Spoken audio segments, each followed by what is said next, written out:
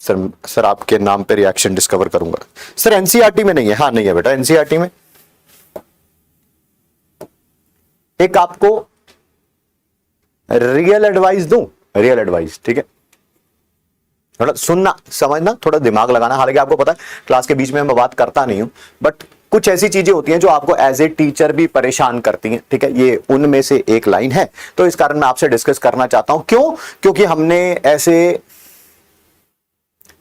हर साल हजारों बच्चे बर्बाद होते हुए देखते हैं हम इन बातों के कारण, ठीक है। मेरा आप जैसे देखिए, मैं जैसा एज ए ह्यूमन बीइंग होऊंगा, मोर और लेस मैं टीचर भी वैसा ही होऊंगा, है ना। आप जैसे एक स्टूडेंट है, मोर और लेस, थोड़ी बहुत तो देखिए हर किसी की पर्सनैलिटी में डेविएशंस होते ही हैं, ठीक है। मेरी पर्सनल लाइफ प्रोफेशनल लाइफ में तो डिफरेंस तो हो ही सकता है, आपके भी हो सकता है फॉर श्योर, बट मोर और लेस हम वैसे ही होते हैं, ठीक है। मुझे ये बात अच्छी नहीं लगती है, ठीक है, बहुत सारे लोगों की, कि बच्चों को एनसीईआरटी पे डिपेंडेंस क्रिएट कर देना है। नहीं सर, नहीं सर, सर देखो वो टॉपर ने बोला था, वो सर ने बोला था, वो, अरे रुको यार, मेरी बात पहले पूरी सुन लो। You will have a time to react, मैं आपको टाइम दूंगा रिएक्ट करने का, बट पहले मेरी पूरी बात सुनिए, ठीक है। आप एक्सपीरियंस किसे बोलते हैं? एक्सपीरियंस किसे बोलते हैं? जैसे मान लीजिए कोई एक पर्सन है जिसने कोई ऐसी सिटी में रहता है जहां पर सिर्फ बर्फ ही बर्फ होती है, चारों तरफ बर्फ होती है और 12 महीने बर्फ होती है। ऐसे इंसान को अगर आप इंडिया में राजस्थान में रेगिस्तान में छोड़ दोगे ना भाई, उसका जीना दुश्वार हो जाएगा और हो सकता है बेचारा उस कंडीशन को हैंडल भी ना कर पाए, ठीक है।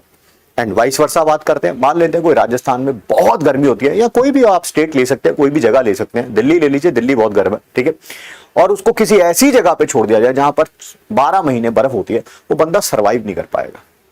मुझे लगता है तैयारी करने का सबसे अच्छा तरीका क्या होता है, ठीक है, आप सारे मौसम देखो, ठीक है भाई, पेपर में जैसा आ जाए उसके हिसाब से एडजस्ट कर लो, खत्म, ठीक है। कोई कहना गलत बात बोल रहे हो आप, पिछले 3 साल से जो पेपर आ रहा है वो तो एनसीईआरटी बेस्ड आ रहा है। मान गया सर, मान गया, मैं एग्री करता हूं आपकी बात से।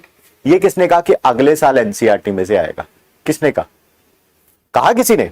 अगर उस पर्सन का नाम है तो हमें बता दो। आप पिछले साल चलो, मैं आपको एग्जाम्पल भी देता हूं साथ में, आप 2021 में चलो।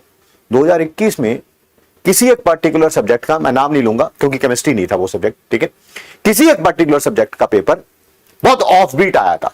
किसका आया था किसका नहीं मैं बताने वाला नहीं हूं, क्योंकि वो मेरा काम नहीं है। मैं अपने हमेशा सब्जेक्ट पे कंसंट्रेट करता हूं, मुझे दुनिया की बातों से नहीं, अपने काम से और आपके रिजल्ट से ज्यादा मतलब है, ठीक है।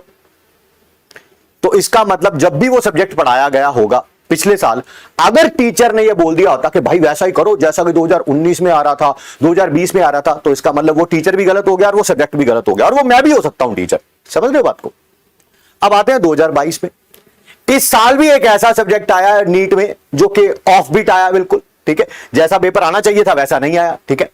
तो अगर फिर वही बात, वो टीचर मैं भी हो सकता हूं कि जिसने पिछले साल बोला भैया एनसीईआरटी कौन, एनसीईआरटी एनसीईआरटी एनसीईआरटी, और पेपर एनसीईआरटी से ना आया हो, ठीक है। आप समझ पा रहे हैं मेरी बात को? मेरा हमेशा यह मानना है कि आप किसी भी एग्जाम की तैयारी करो, मान लो एग्जाम का लेवल ये है, मान लो एग्जाम का लेवल ये है, ठीक है, आपकी तैयारी हमेशा यहां होनी चाहिए, हमेशा यहां होनी चाहिए।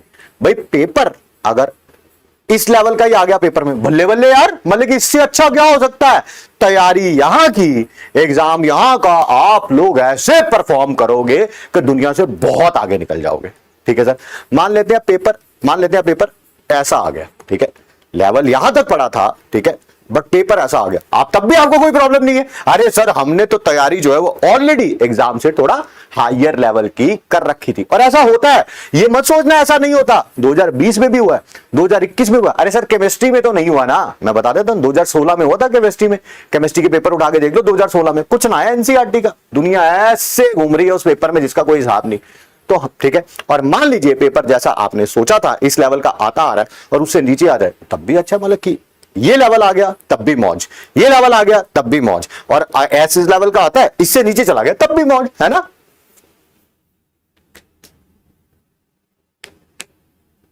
समझ आ रही है बात आपको?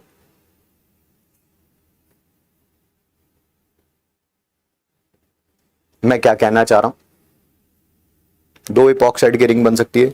प्लीज आप थोड़ा सा दिमाग भी लगाएं ऐसा क्वेश्चन पूछने से पहले बच्चे।